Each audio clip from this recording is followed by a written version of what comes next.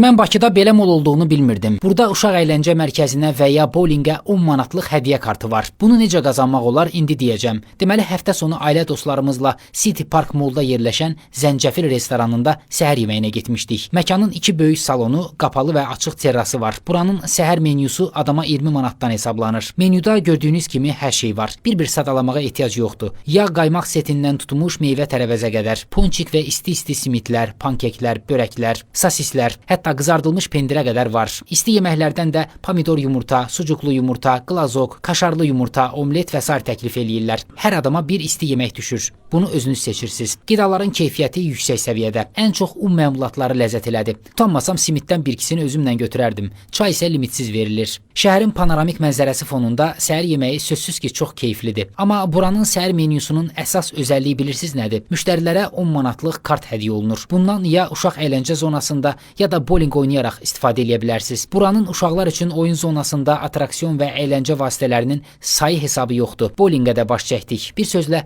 dostlarla çox möhtəşəm bir həftə sonu keçirdik. Səhər yeməyi üçün keyfiyyətli və mənzərəli yer axtarsanız buranı yadda saxlayın.